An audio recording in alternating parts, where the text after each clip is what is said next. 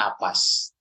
Air kemana? Melalui keringat dan buang air kecil. Nah, gitu tuh teman-teman ya.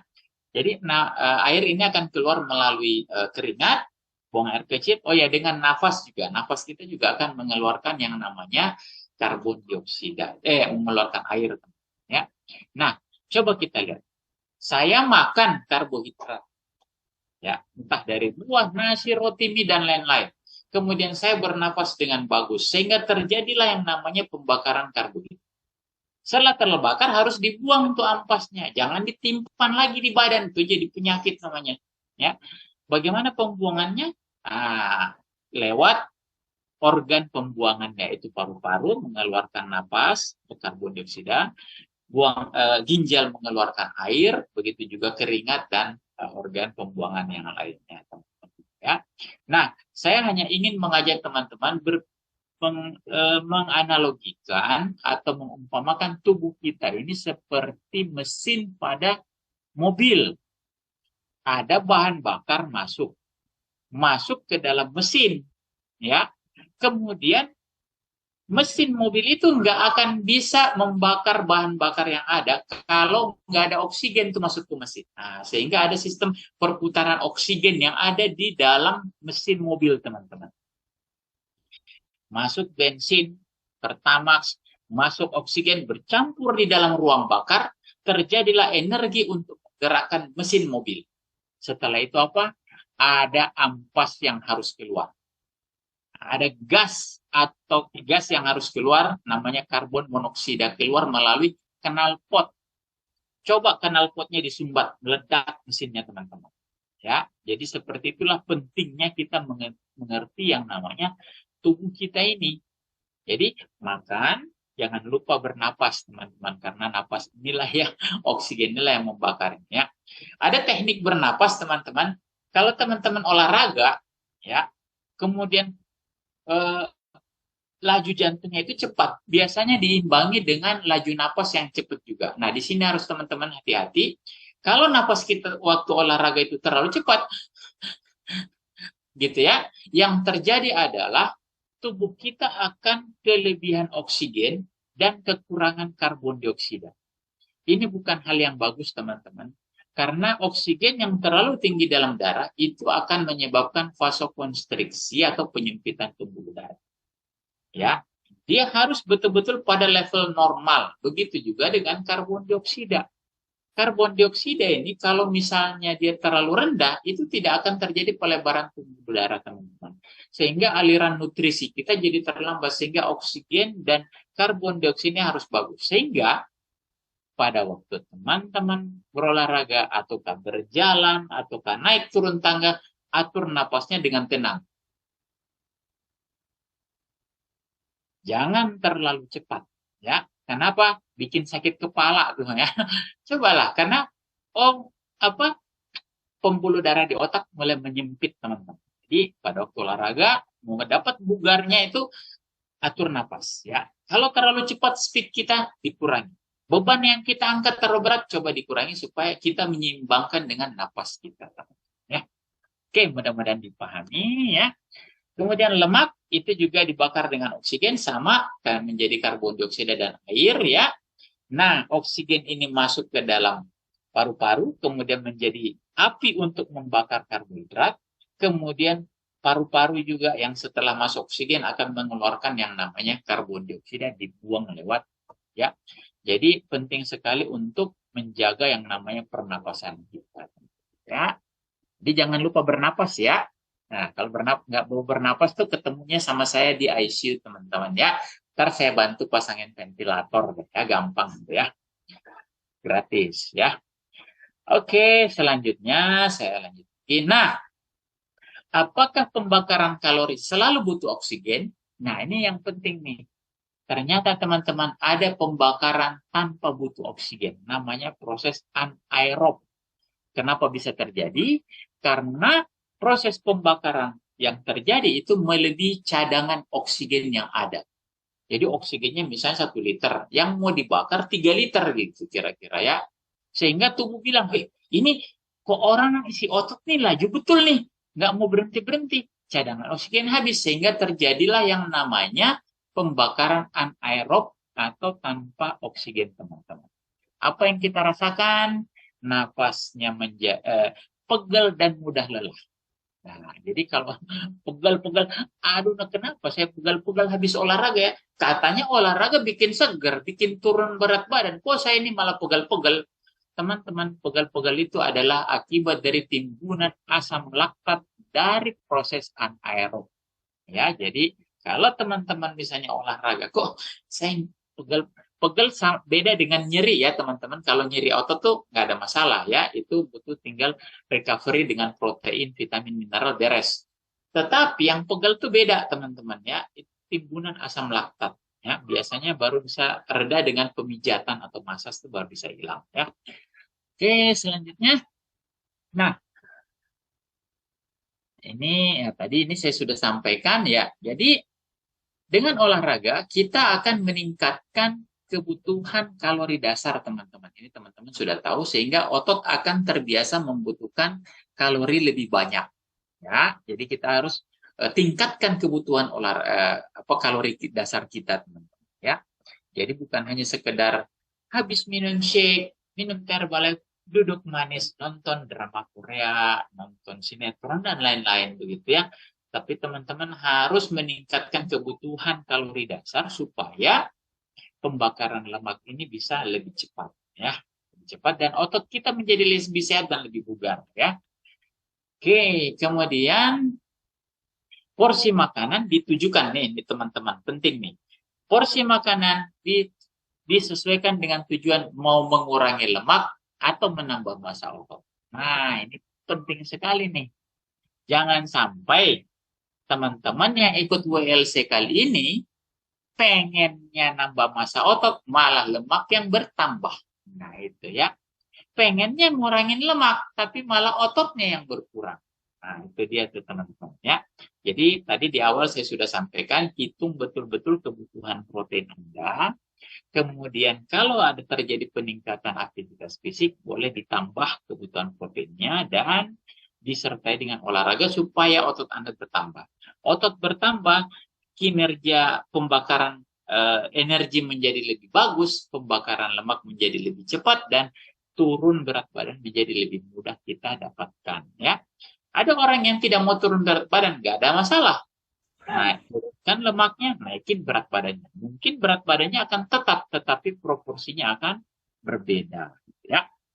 Dan teman-teman ada patokan bagaimana caranya mengetahui bahwa saya ini sudah overex atau overtraining atau olahraga saya melewati batas dari kemampuan saya. Ada berbagai macam rumus ya, rumus yang mudah ini seperti ini teman-teman ya. Jadi pada waktu kita olahraga ya, jangan lupa selalu menghitung nadi.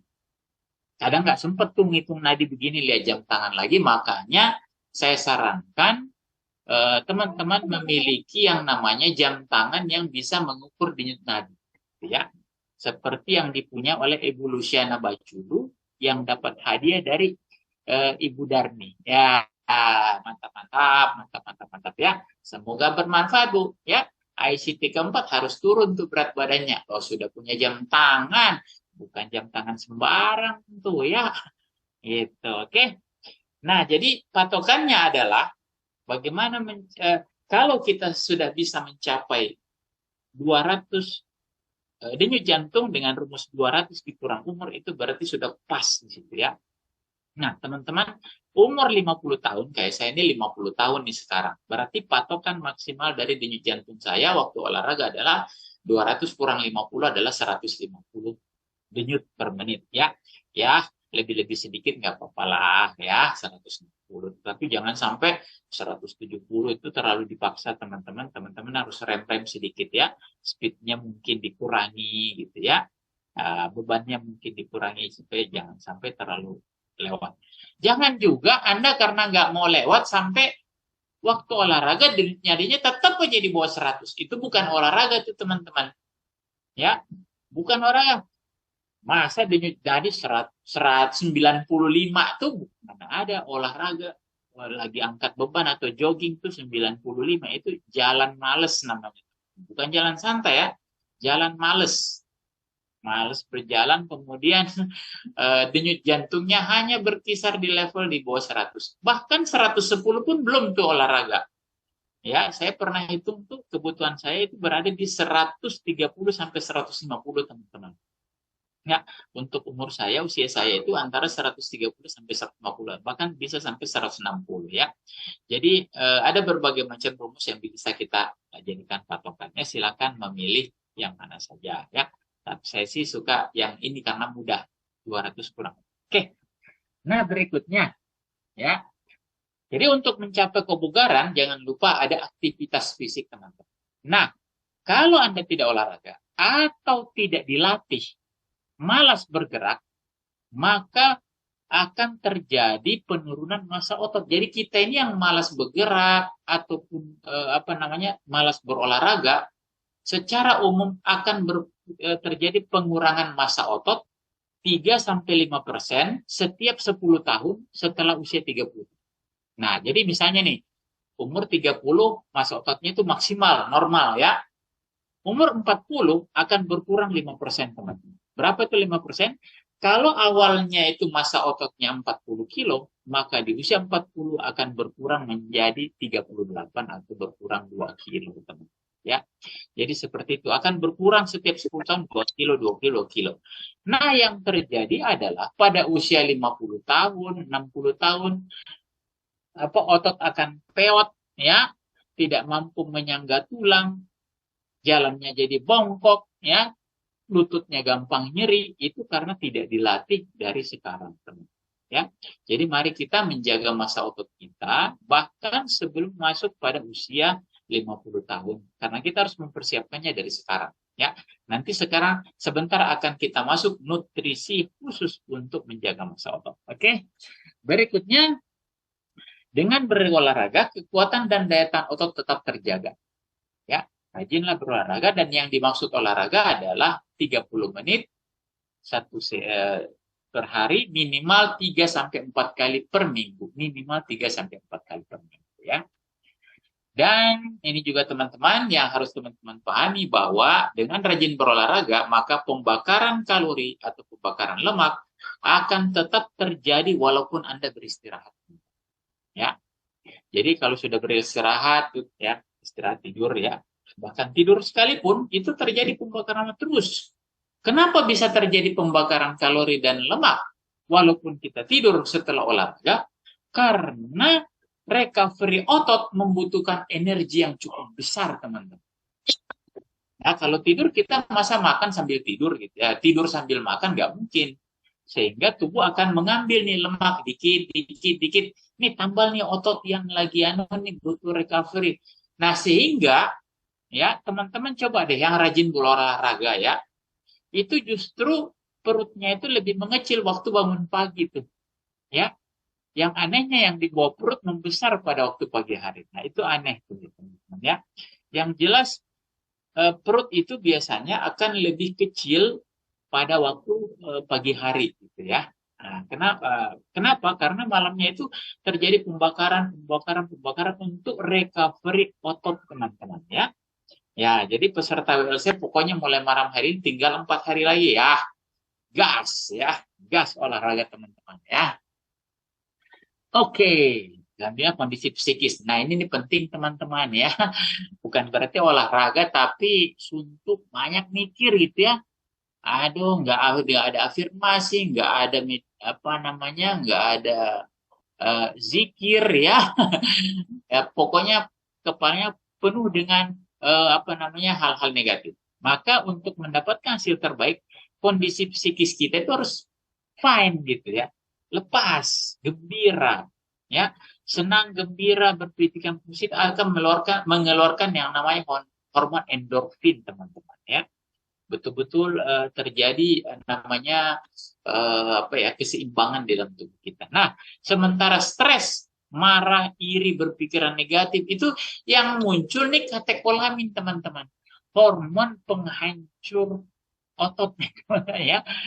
Hormon penghancur, teman-teman ya. Nah, hormon katekolamin ini pada waktu kita stres, marah, iri, dan dengki itu biasanya pengambilan energinya ya, pengambilan apa namanya, kalorinya itu yang ambilnya dari otot, sehingga orang-orang yang seperti ini turun berat badannya tapi ototnya yang berkurang, teman-teman. Kenapa? Karena biasanya setelah marah-marah habis itu lapar, makannya jadi banyak gitu ya. Nah, jadi seperti itu. Jadi kalau turun-turunnya otot, atau kalau malah tambah naik tuh berat badan. Sehingga kita betul-betul harus membuat hati kita itu betul-betul gembira ya. Oke. Nah, ini dia alasan. Oke. Berikutnya, key poinnya adalah mempertahankan massa otot sangat tergantung dari asupan nutrisi, aktivitas fisik, dan kondisi psikis. Dan massa otot yang terjaga, yang bagus, itu juga akan mempengaruhi itu. Jadi ini adalah hubungan timbal balik yang tidak bisa apa namanya, yang harus saling selaras nih teman-teman ya. Nah, berikutnya apa yang harus saya lakukan? Yang pertama teman-teman, jangan selalu sarapan. Ini yang nomor satu. Ya, karena dengan sarapan maka massa otot akan tetap terjaga. Ya. Kemudian jangan lupa konsumsi air putih minimal 50 cc per kilogram berat badan. Ingat kembali bahwa otot dibentuk oleh 75% air. Nah, dokter, bagaimana kalau saya minum lebih dari 50 cc per kilo? Oh iya, saya hitungkan dulu nih teman-teman ya. Kalau 50 cc per kilo berarti kalau 60 kilo beratnya kali 50 cc berarti sama dengan 3.000 atau 3 liter air minimal per hari ya.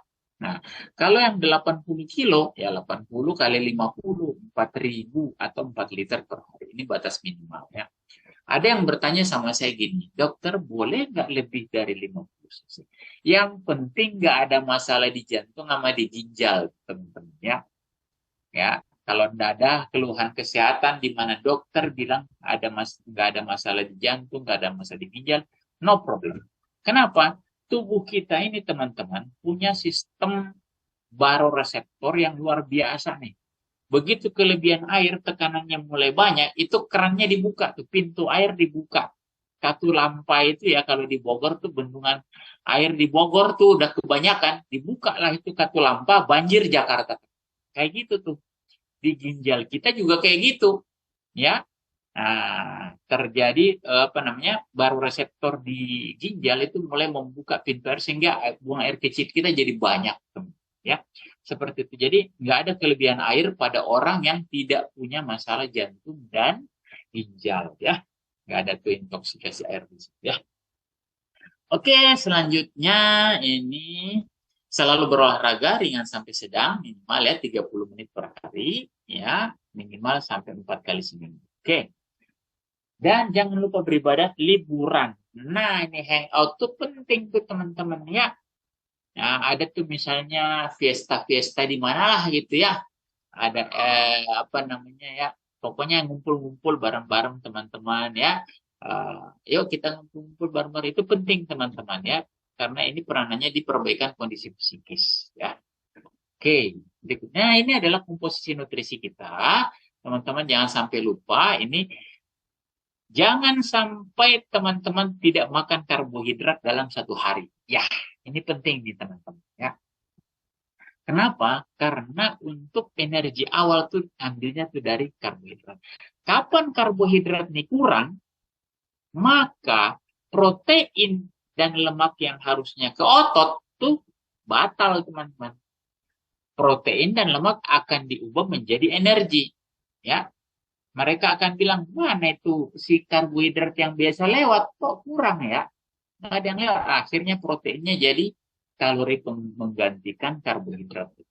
Jadi tetap harus ada karbohidrat ya dalam satu hari. Mungkin bisa diturunkan sedikit, tetapi jangan sampai teman-teman diet non karbohidrat ya. Nah, mungkin dengan berpuasa sekian jam masih bisa ditoleransi. Yang penting dalam satu hari itu adalah ada karbohidrat yang dikonsumsi minimal sampai maksimal sampai 40% dari total makanan kita. Bisa dari buah, bisa dari apa namanya, nasi dan ya. Oke, jadi jangan sampai teman-teman ini nggak bisa ya. Kalau butuh piring yang lebih besar, boleh, tetapi proporsinya kayak gini. Ya, harus jangan sampai butuh piring yang lebih besar tapi nasi semua isinya. Jangan teman-temannya, harus proporsinya sama. ya, jangan sampai kurang serat, sayurannya kurang dan lain-lain ya. Oke, nah inilah dia sarapan kita teman-teman ya. Jadi teman-teman, tadi anjuran saya yang pertama jangan lupa sarapan karena manfaat sarapan itu adalah memberi energi untuk beraktivitas di pagi hari. Ya. Nah, ada yang bilang begini nih. Ih, saya kan apa namanya lagi diet nih, nggak usahlah sarapan teman-teman ya. Bolehkah begitu? Nah, sangat tidak boleh. Ya. Kenapa? Bukan hanya sekedar turun berat badan atau defisit kalori yang kita cari dengan tidak sarapan. Tapi sarapan yang penting di situ adalah energi awal 100 kalori. Itu penting, wajib ya. Setelah habis dari hati, dia akan disambut dengan 100 kalori dari makanan seperti shake yang biasa kita konsumsi sehari-hari ya. Kemudian setelah itu yang penting sebenarnya adalah komponen komposisi nutrisi yang ada di sarapan itu. Banyak orang bilang, yang penting sarapan-sarapan aja deh. Atau saya nggak sarapan deh, masih bisa kok. Saya masih bisa aktivitas fisik. Teman-teman, hari kita dimulai pada pagi hari, aktivitas fisik dimulai pada pagi hari, itu butuh bukan hanya sekedar kita bisa aktif bergerak. Tetapi teman-teman butuh keseimbangan hormon di dalam tubuh kita. Pada waktu pagi hari. Nah, hormon ini dikendalikannya bukan dari karbohidrat, lemak, protein, tetapi dari vitamin dan mineral. Nah, inilah yang masuk menyeimbangkan yang namanya fungsi hormon. Dan fungsi hormon apa yang paling penting? Pada waktu kita beraktivitas, insulin. Ya. Nah, begitu juga dengan hormon-hormon yang lain. Hormon emosi, apa segala macam. Ya, banyaklah hormon dalam tubuh kita, tetapi kalau teman-teman kekurangan nutrisi pengendali yang bisa membuat hormon kita itu keluar dengan normal, ya nggak heran lah kalau ada yang jadi pemalas, ada juga yang jadi pemarah gitu ya. Emosinya tidak terkendali karena keseimbangan protein, vitamin mineralnya tidak tercapai. Ya. Mungkin teman-teman kalau mau sekedar turun berat badan, skip sarapan boleh-boleh aja. Cuman hormonnya nggak tercapai teman-teman, sehingga biasanya orang yang skip sarapan itu bisa aja turun berat badan tapi kurang bugar, ya, kurang fit, ya, kurang fit secara stamina dan vitalitas, ya. Oke, semoga dipaham ya. Kemudian memberi nutrisi kepada seluruh organ, ya teman-teman ya, bukan hanya karbohidrat yang kita butuhkan, seluruh organ itu membutuhkan seluruh jenis makanan nutrisi ya.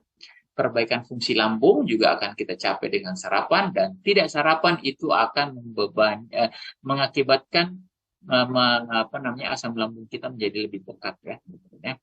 Kemudian membantu aktivitas organ pembuangan. Nih, kalau teman-teman sarapan, baru aja sarapan shake satu gelas ya, minum teh sebentar mau pipis gitu ya. Itu tandanya organ pembuangan kita menjadi lebih lancar ya. Dan dengan sarapan mulai terjadi aktivitas pembakaran cadangan lemak. Ya, oke, mudah-mudahan ini bisa dipahami dan terjadi regenerasi. Oke. Nah, apa syarat sarapan sehat? Yang pertama, mudah dicerna dan mudah diserap. Nah, ini tidak banyak jenis makanan yang seperti ini. Berdasarkan ilmu gizi itu ada dua.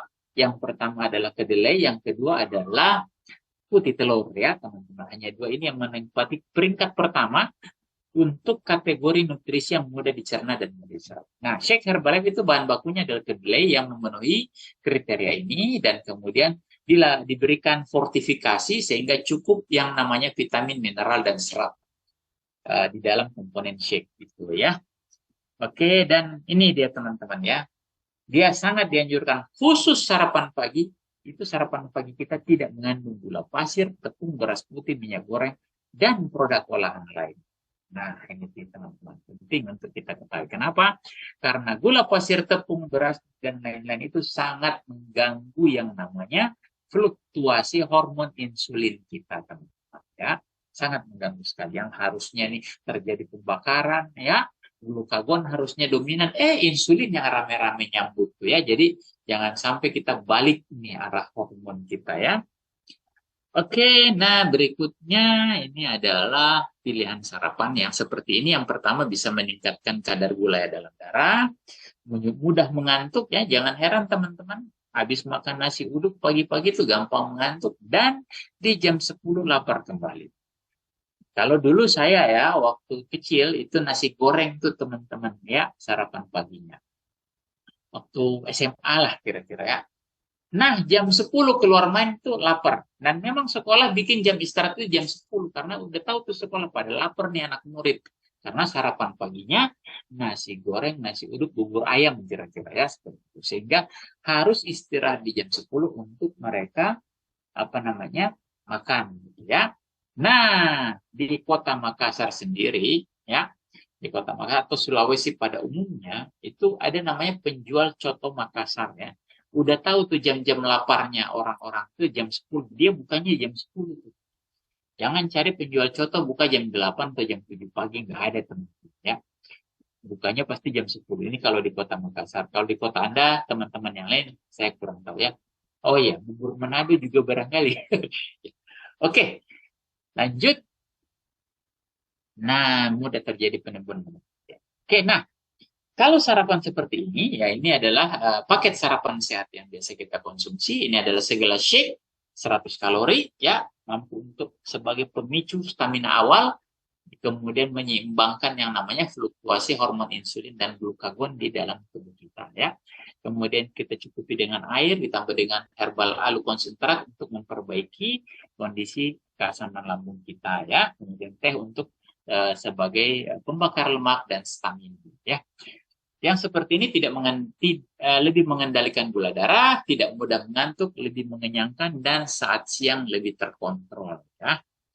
Oke, berikutnya. Nah, ini dia barangnya nih teman-teman. Ini adalah shake. Ya, untuk yang belum pernah konsumsi shake, ya di sini saya tahu ada beberapa teman-teman kita yang apa namanya masuk ke grup ini yang belum konsumsi shake, silakan dilihat. Inilah dari sekian teori yang sudah saya sampaikan di depan, inilah bentuk manifestasinya. Dokter-dokter ahli gizi peneliti Herbalife itu membuat dan mendesainnya seperti ini. Ya. Sehingga kita tidak perlu repot-repot menimbang, menakar, mengukur, mencari bahan, dan lain-lain. Tinggal siapkan air putih dingin, kemudian diambil 2 scoop, kocok-kocok atau di blender, tambah dengan buah. Yes. Selesai sarapan pagi kita ya.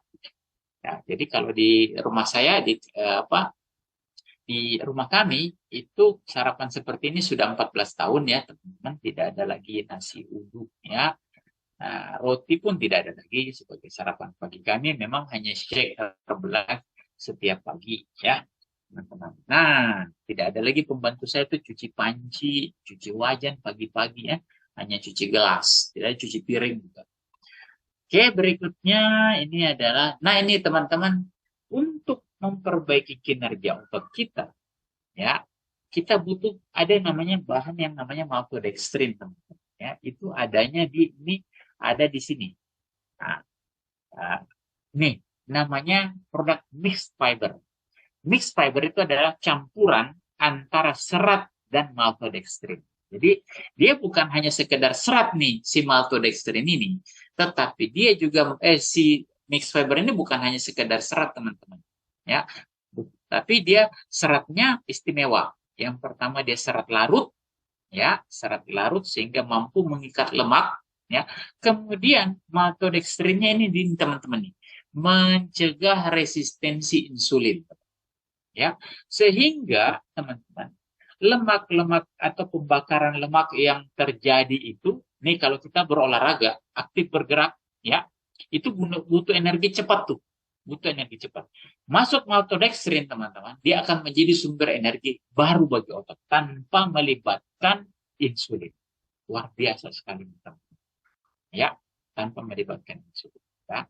Sehingga insulin kita menjadi lebih tenang, fluktuasinya tidak ada fase terlalu lapar, tidak ada fase mengantuk, teman-teman. Ya, jadi ini biasa kita gabungkan bersama-sama dengan shake. Jadi ini 1 scoop, shake 2 scoop, kemudian kita kocok bersama. Oke.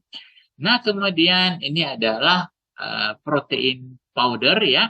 Ini juga untuk membantu kebugaran otot kita teman-teman. Jadi ini bisa ditambahkan di shake dan mix fiber.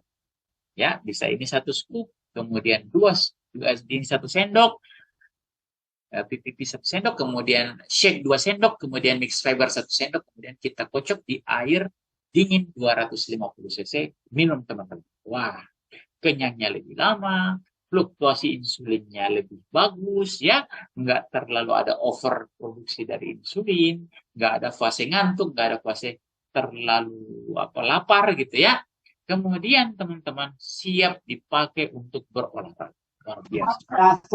Itu diutus. Oke, nah kemudian ini adalah minuman kesegaran kita. Saya selalu mengkonsumsi herbal alu konsentrat ya, kemudian teh herbal konsentrat dan NRG. Kalau herbal alu konsentrat ini tujuannya adalah memperbaiki pH lambung teman-teman ya. Jadi pH lambung kita tuh sangat menentukan yang namanya pH tubuh secara keseluruhan ya. Kalau di ICU itu teman-temannya mau makan mau nggak makan, mau ada mah mau nggak ada mah, pasti pasien saya kayak dikasih obat lambung ya. Kenapa? Ya karena orang yang memiliki stres fisik dalam bentuk penyakit itu pasti asam lambung akan naik, sehingga butuh sekali yang namanya obat-obat penghambat asam lambung ya. Nah, sementara untuk nutrisi herbal itu bukan menghambat asam lambung, tapi memperbaiki keseimbangan asam lambung. Ya, jadi sifatnya memperbaiki.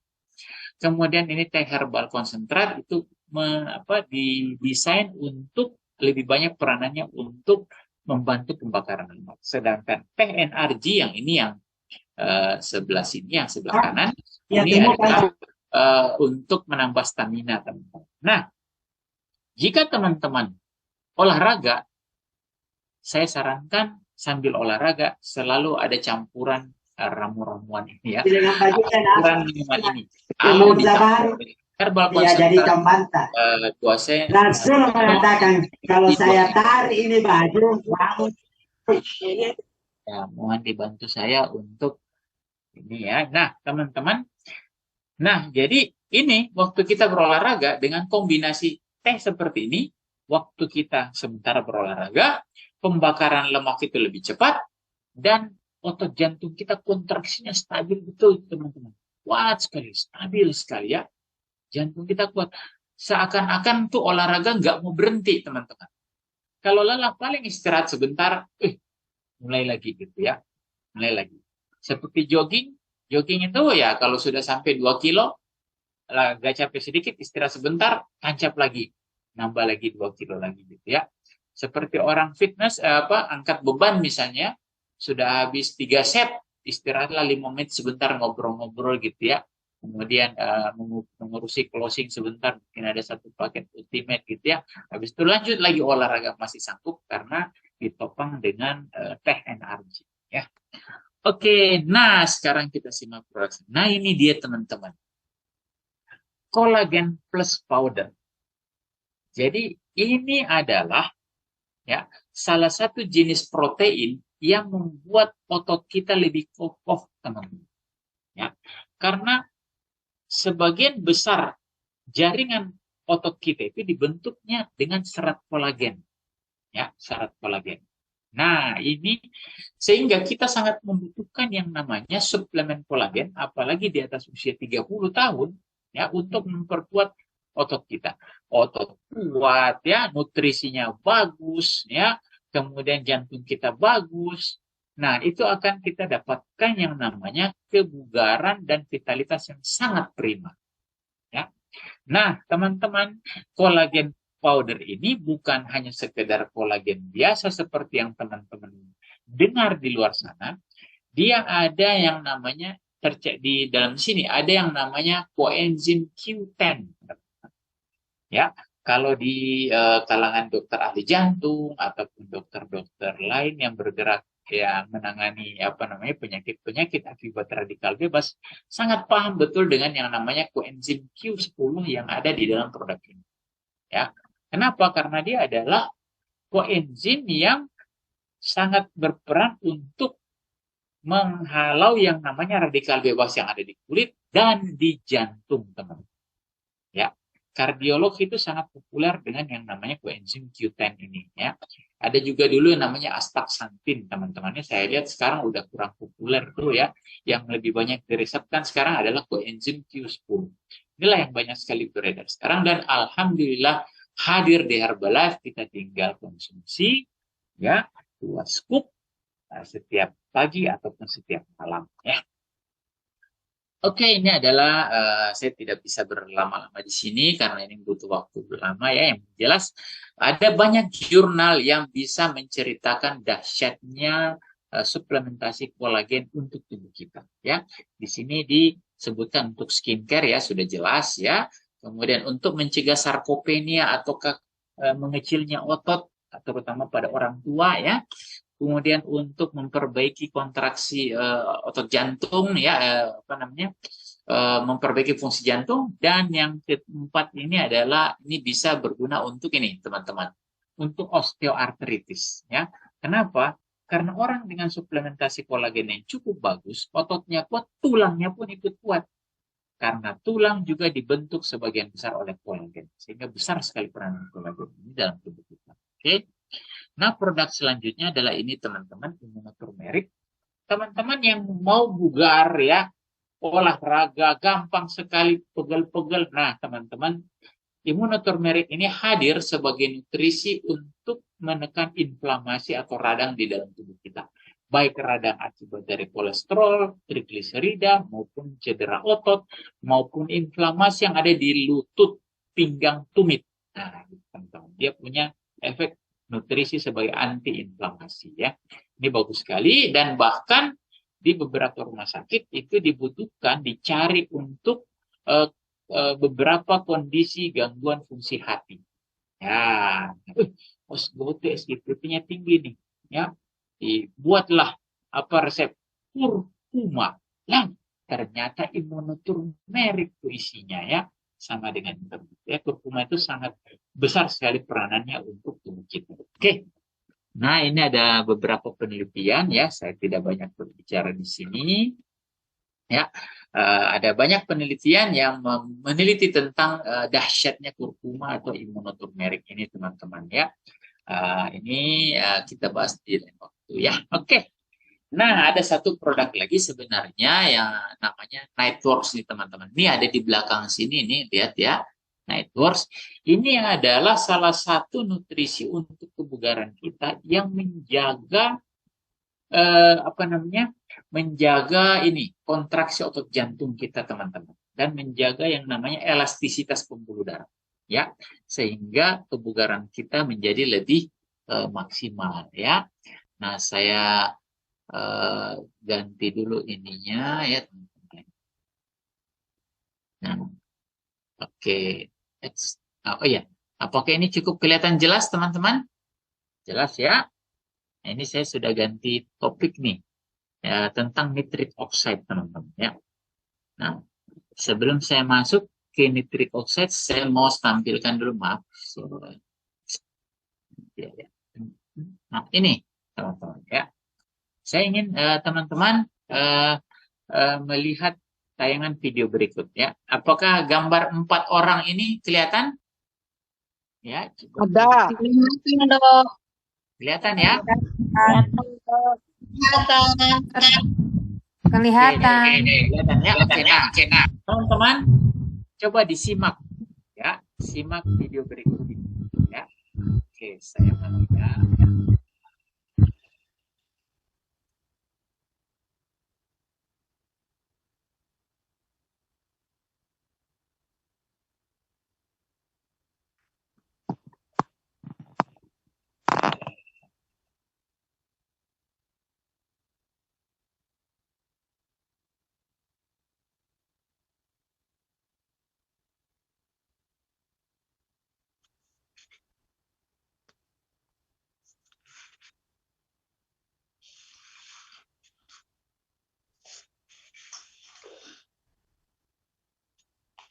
Nek, aku ngantuk sih, Nek.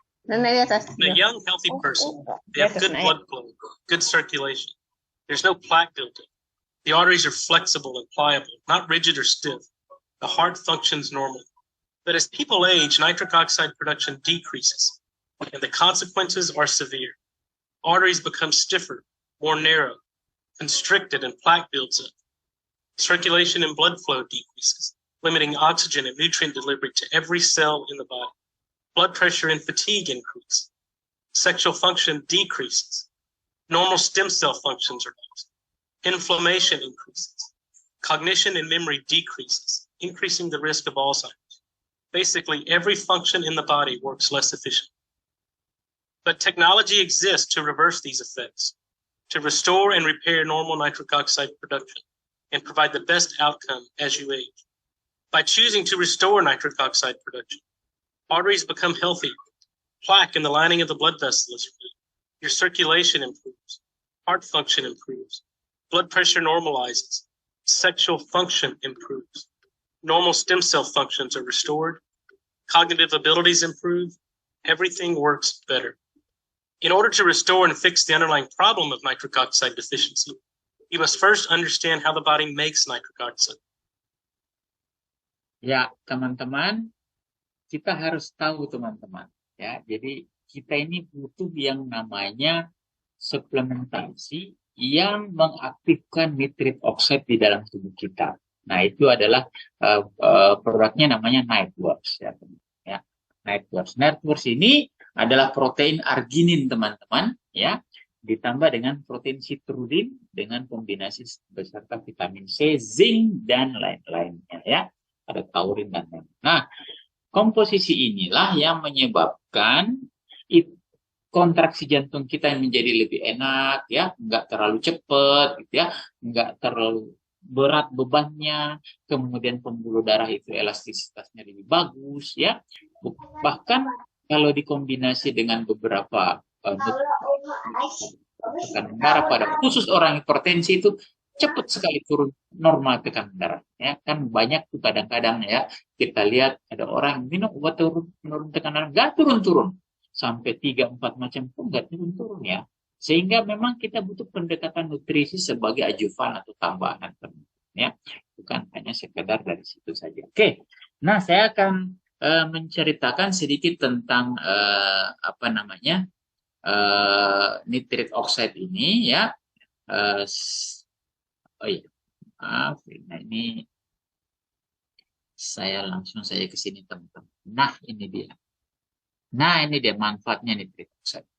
Nah ya, yang pertama teman-teman ya, dia berfungsi di jantung untuk menurunkan beban kerja jantung. Jadi jantung kita nggak setengah mati tuh kontraksi. Yang ketiga bukan kepada bawahannya, tapi wayangnya. Ya, meningkatkan kemampuan Marah, jantung yang sudah saya bilang tadi dan mencegah terjadinya penyumbatan pembuluh darah jantung. Ya, luar biasa nih nitric oxide.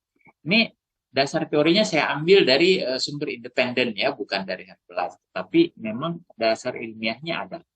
Oke, kemudian selain di jantung, manfaat nitric oxide itu di pernapasan hidung ya. Teman-teman, hidung kita ini hati-hati teman-teman ya. Ada sumber nitric oxide di dalam hidung kita ya. Jadi kalau bisa bernapaslah dengan hidung dengan lebih bagus, jangan terlalu apa namanya sering bernapas dengan mulut. Nah, gitu ya. Kalau teman-teman bernapas dengan mulut, orang nggak mau mendekat dengan teman-teman ya, karena apalagi belum sikat gigi, gitu kira-kira ya. Jadi saya harapkan teman-teman lebih banyak apa namanya pola nafasnya itu dengan hidung ya. Oke, karena memang di hidung kita itu ada aktivator dari nitric oxide. Oke. Nah, oh iya, satu lagi, pengembangan dada akan lebih maksimal. Nah, teman-teman, jika Anda ingin olahraga dengan atau misalnya lari dengan jarak yang lebih jauh, itu Anda butuh yang namanya jantung yang kuat dan napas yang longgar. Nah, luar biasanya ya, nitric oxide atau arginin dan yang ada di dalam Nightworks ini bisa membantu jantung kita menjadi lebih kuat dan paru-paru kapasitas paru-paru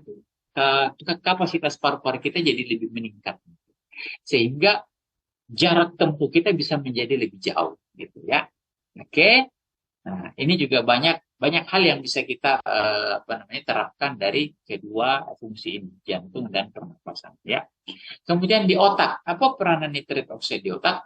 Mencegah terjadinya stroke dan memperbaiki emosi teman-teman. Nah, penting sekali untuk memberikan nitrit oxide pada orang yang sudah punya masalah di otak ya. Tetapi yang belum punya masalah berarti tujuannya adalah mencegah terjadinya masalah di otak ya. Kemudian pada orang tua, nah ini mencegah yang namanya hipertensi dan stroke. Kemudian ini teman-teman coba dilihat yang paling bawah itu meningkatkan produksi insulin dan meningkatkan pembakaran lemak. Luar biasa nih teman-teman. Ya. Jadi kalau misalnya ada yang mau lemaknya lebih gampang turun lagi, jangan lupakan nitrit oxide dalam asupan harian untuk sebagai sarapan pagi dan makan malam ya. Oke, nah dia berperan juga pada imunitas teman-teman ya. Reaktif terhadap radikal bebas dan bisa membunuh bakteri. Ya. Bahkan beberapa penelitian dari Dr. Louis Ignarro sendiri, dia bahkan bisa membunuh virus sekelas coronavirus atau COVID-19. Ya, ini penelitian beliau waktu dulu masa COVID dulu ya. Sehingga Nightworks ini waktu itu laris manis kayak kacang goreng teman-teman ya. Bahkan penjual kacang goreng nggak bisa jualan, kita masih bisa jualan ya. Oke, nah berikutnya. Nah ini COVID yang berat ya, ini saya lewati aja karena sekarang bukan zaman COVID lagi ya. Nah bagaimana pada ibu hamil dan menyusui? Ternyata teman-teman, aktivitas nitrit oxide di dalam ibu hamil, pada ibu hamil dan menyusui itu meningkat. Khusus di pembuluh darah rahim, teman-teman. Kenapa? Untuk memberikan suplai pembuluh darah atau nutrisi yang bagus ke bayinya. Ya, sehingga nitrit oxide itu banyak sekali di dalam ASI. Teman-teman ya, banyak sekali di dalam ASI. Nah bagaimana caranya kalau mau banyak di dalam ASI, kalau asupan makanan kita kurang tepat ya, sehingga bahkan pada wanita hamil pun membutuhkan yang namanya suplemen protein arginin seperti ada di seperti yang ada di Nightworks ini teman-teman ya. Oke, nah bagaimana dengan vitalitas? Nah ini dia penting sekali. Teman-teman, nitrit oxide meningkatkan gairah seksual. Ya, biasanya ini yang paling sering difoto, ya, di screenshot. Meningkatkan gairah seksual, meningkatkan kemampuan organ intim, ya. Kenapa? Karena elastisitas pembuluh darah itu jadi lebih bagus, suplai oksigen ke arah situ bagus, suplai nutrisi ke arah organ intim juga bagus, sehingga kemampuannya juga menjadi lebih bagus, ya. Pada pria dan wanita, bukan hanya pada pria saja. Ya. Kemudian bandingkan dengan pil biru. Nah, pil biru teman-teman ya, kalau pada beberapa laki-laki tahu ya, pil biru itu Viagra ya. Harganya luar biasa teman-teman ya. Satu butirnya bisa 200 ribuan ke atas gitu ya. Tetapi nitrit oxide ini atau Nightworks ini itu per gelasnya retailnya aja hanya 70 ribuan.